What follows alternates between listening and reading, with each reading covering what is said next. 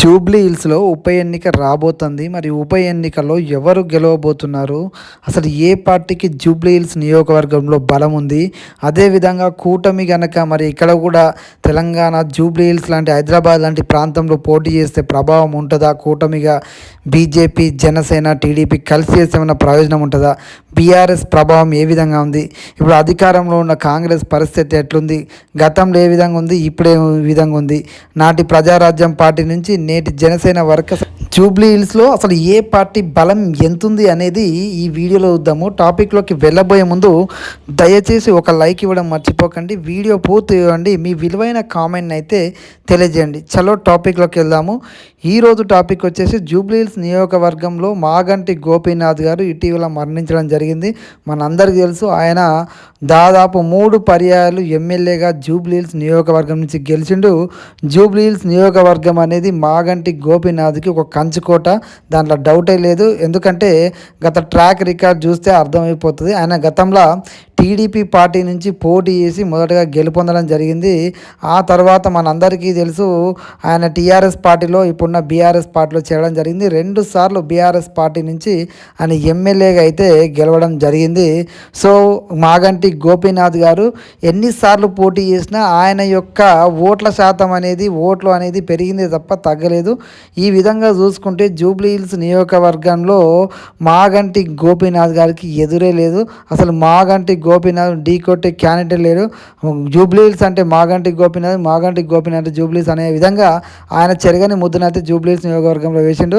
గతంలో మనం ప్రజారాజ్యం 2009 నుంచి నేటి వరకు చూసుకుంటే ప్రజారాజ్యం అప్పట్లో పోటీ చేసినప్పుడు దాదాపు 20,000 ఓట్లు సాధించింది ఈ యొక్క జూబ్లీ హిల్స్ నియోజకవర్గంలో. అదేవిధంగా ఆనాడు పీజేఆర్ కొడుకు విష్ణువర్ధన్ రెడ్డి జూబ్లీ హిల్స్ నియోజకవర్గం నుంచి పోటీ చేసి అదే 2009 ఎన్నికలలో గెలవడం జరిగింది వైఎస్ రాజశేఖర రెడ్డి గారు ఉన్నప్పుడు. సో ఇక్కడ కాంగ్రెస్ కూడా గెలవలేదు అన్న వాళ్ళకి కాంగ్రెస్ గెలిచింది తెలుసుకొని మాట్లాడాలి. అదేవిధంగా టీడీపీ గతంలో గెలిచింది. మాగంటి గోపీనాథ్ గారు టీడీపీ నుంచి గెలవడం జరిగింది. ఆ తర్వాత బీఆర్ఎస్ అనే దానికి ఈ యొక్క జూబ్లీస్ నియోజకవర్గం కంచుకోటలాగా అయితే మారిపోయింది. గతంలో లాస్ట్ ఎన్నికలలో బీజేపీ పరిస్థితి చూసుకుంటే దాదాపు 20,000 ఓట్లని బీజేపీ ఇక్కడ సాధించడం జరిగింది.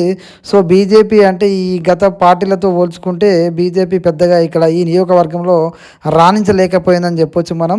సో మరి ఈ ఎన్నికలలో ఇప్పుడు ఉప ఎన్నికలు వస్తే బీఆర్ఎస్ గెలుస్తుందా, కాంగ్రెస్ గెలుస్తుందా, అసలు కూటమి నిజంగానే పోటీ చేస్తే గెలుస్తుందా అంటే ఇక్కడ 100% ఇది బీఆర్ఎస్కు కంచుకోటగా అయితే మారిపోయింది మాగంటి గోపీనాథ్ గారి వల్ల. సో మాగంటి గోపీనాథ్ గారు చనిపోయారు. ఆయన ప్లేస్లో వాళ్ళ కుటుంబ సభ్యులు ఎవరైనా పోటీ చేస్తే మాత్రం పక్కాగా మాగంటి గోపీనాథ్ గారే గెలుస్తారు. వాళ్ళ కుటుంబ సభ్యులు నిలబడితే అదే మాగంటి గోపీనాథ్ గారి తరపున వాళ్ళ కుటుంబ సభ్యులు గెలుస్తారు. ఇది గుర్తుపెట్టుకోండి. ఇది కంచుకోట అని చెప్పొచ్చు ఇది మాగంటి గోపీనాథ్ గారికి.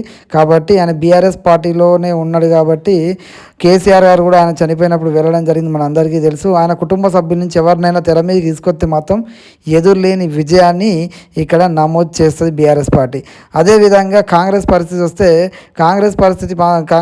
వస్తే గతంలో గెలిచింది, తర్వాత గెలవలేకపోయింది కాంగ్రెస్ పార్టీ అయితే ఇప్పుడు అధికారంలో ఉంది కాబట్టి కాంగ్రెస్ పార్టీకి కలిసి వచ్చే అంశం అధికారంలో ఉన్నది కాబట్టి కాంగ్రెస్ కూడా తన యొక్క రాజకీయ చాతుర్యతను ప్రదర్శిస్తే ఇక్కడ గెలవడం పెద్ద సమస్య ఏమీ కాదు. మరి అక్కడ ఉన్న క్యాండిడేట్ని బట్టి అక్కడ విజయం అనేది డిసైడ్ అవుతుంది. మరొక వైపు మరి కూటమి నిజంగానే పోటీ చేస్తుందా, కూటమి తరపున టీడీపీ బరిలో దిగుతుందా, బీజేపీ బరిలో దిగుతుందా, అసలు జనసేన ప్రభావం ఏమైనా ఉంటుందా, అదేవిధంగా టీడీపీ ప్రభావం ఉంటుందా అంటే గతంలో పక్కనే ఉన్న కూకట్పల్లిలో కూడా దాదాపుగా 40,000 ఓట్ల పైన టీడీపీ సాధించింది. మొన్న ఎన్నికలలో నియర్ 40,000 ఓట్స్ 40,000 ఓట్లని జనసేన కూడా సాధించింది. కాబట్టి సెటిలర్డ్ ఓటర్స్ ఉంటారు కాబట్టి మేబీ కలిసి వచ్చే అంశం ఉంటుంది. కాకపోతే జూబ్లీ హిల్స్ నియోజకవర్గం అనేది ఖచ్చితంగా త్రికోణ పోరు జరుగుతుంది. నిజంగా ఈ యొక్క కూటమి అదేవిధంగా కాంగ్రెస్ బీఆర్ఎస్ పోటీ చేస్తే మాత్రం ఖచ్చితంగా ఇది త్రికోణ పోటీ ఉంటుంది.